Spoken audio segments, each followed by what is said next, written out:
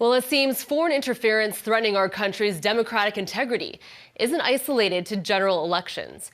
A new report revealing international adversaries are meddling in the Alberta separatist debate, which, according to the findings, threatens Canada's sovereignty and national security. The alleged culprits, American and Russian actors who are said to be playing a nefarious and deceptive role in the province's dispute over seceding from Canada. Marcus Kolga is one of the authors of the report entitled National Unity Under Threat, Foreign Interference, Cognitive Sovereignty, and the Alberta Referendum. And he joins us now to break this all down. So Marcus, thank you so much for joining us today.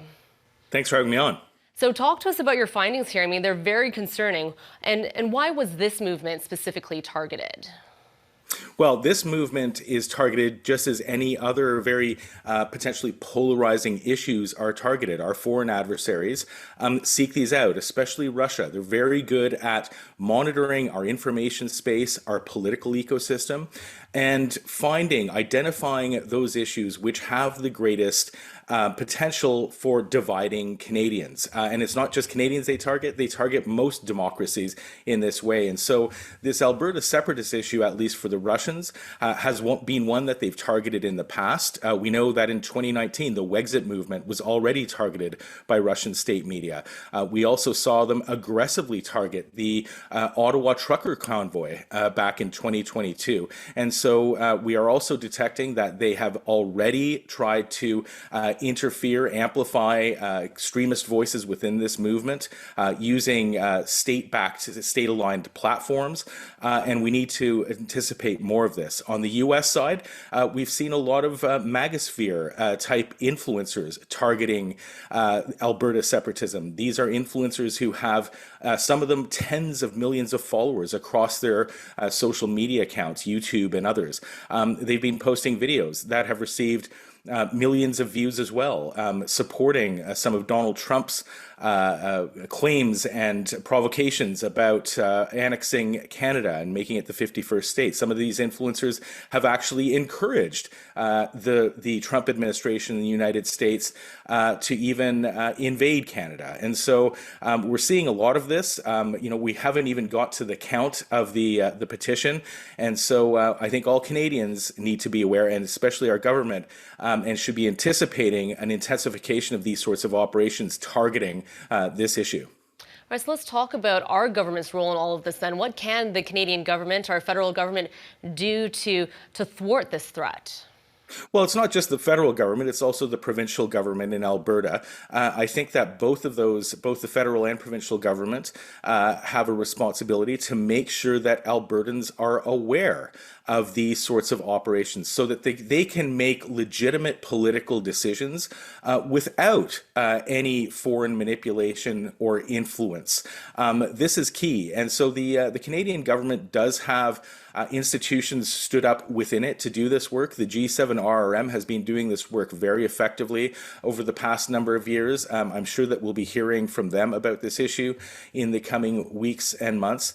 Elections Alberta has a responsibility to do this work, and also the Alberta government should be supporting civil society organizations, academics inside Alberta to make sure that Albertans are aware of when they're being targeted, and this issue specifically being one of the most important in probably a generation when it's being targeted. So Marcus, do you think these threats by these foreign actors, do you think they could have a real tangible effect on the outcome of this Alberta separatist movement? That's really hard to tell. It's very difficult to measure impact. We've seen a lot of what we call AI slop or slopaganda. These are basically videos that are generated with the help of AI that have targeted the situation for, these economic opportunists who seek to profit from it. They're probably not having too much impact. Even the Russian information operations right now, they're having limited impact on the surface, but we don't know what's happening below the surface. And certainly on the US side of things with these influencers who have millions of followers, not just in the United States, but Canada as well. They're trusted by a lot of these Canadians who do follow them. And so their impact on, the understanding that some Albertans and other Canadians may have of this issue may be being impacted already, and certainly is at threat of being impacted in the future. Now, Marcus, taking a look at the report, I think it really highlights a number of public vulnerabilities and systemic weaknesses that allow these foreign actors to have more influence on us here in Canada. So can you tell us more about those weak spots and what you discovered in your findings? Yeah, sadly, there are quite a few weak spots, but one of the weakest spots is Canadian vulnerability due to our use of social media. These social media platforms that, in the last 15 to 16 months have become much less regulated, self-regulated. Before the current Trump administration began, a number of those platforms were taking platform safety seriously. Most of them have abandoned that. And Canada really doesn't have a lot of good tools. Neither our government, I don't think Canadians in general have a lot of good tools to ensure that the information that they're getting on social media is truthful. So this is an area that is a huge vulnerability. It's a gaping hole that we need to fill up very quickly.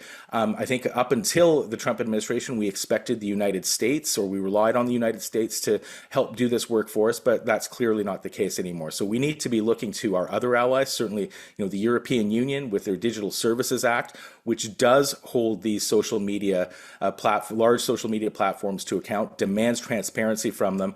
We should be enacting similar legislation and working with our European allies. We're working much more closely with them now in many regards, including national security. We should also be working with them to harmonize our enforcement of those regulations, because let's face it, Canada acting alone is not going to have too much impact. We need to work with our larger allies who are proving effective in terms of their regulations, working with them to clean up our information space. That's the biggest gap and vulnerability that we have right now. Now, Marcus, as individuals, what should Canadians then be mindful of when looking for information related to this movement? How can they avoid being deceived by misinformation and disinformation out there?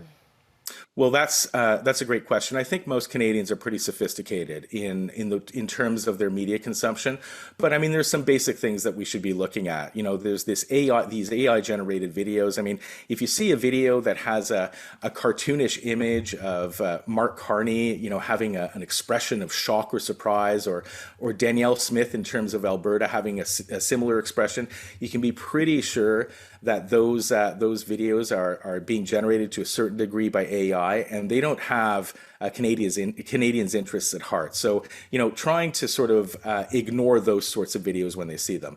And also with U.S. influencers, take a look. If you're hearing something that creates it provokes an emotional reaction, anger, for example, take a look at who these people are, where they're coming from. If they're U.S. influencers, people like Alex Jones or Tucker Carlson that you're watching, they also don't have the interests of Canadians at heart. They are American. They are American nationalists, and so you might want to sort of limit your viewing of those sorts of influencers, especially if they're coming from the United States. And the most important thing that you can do is limit your access to social, or your exposure to social media. These social media companies don't have your interests at heart either. They're not interested in the truth. They're interested in profits. That's the key here. And so look to professional journalists like the ones on Global News, our mainstream media, newspapers and such. These are people who have been trained to handle facts, and they are committed to telling the truth. And all of us make mistakes, and even if journalists and these platforms make mistakes, there are corrective measures that are taken, editorial policies in place to ensure that the truth does come out. So avoid social media. Start focusing on actual truthful journalism, professional journalism. That's a great first step to take. Absolutely. We all need a critical eye these days. Marcus, thank you so much for joining us and for the work that you've done in this very important report that everyone should be taking a look at. We appreciate your time today. Thanks so much for covering it. That is Marcus Kolga, one of the authors of the report, National Unity Under Threat.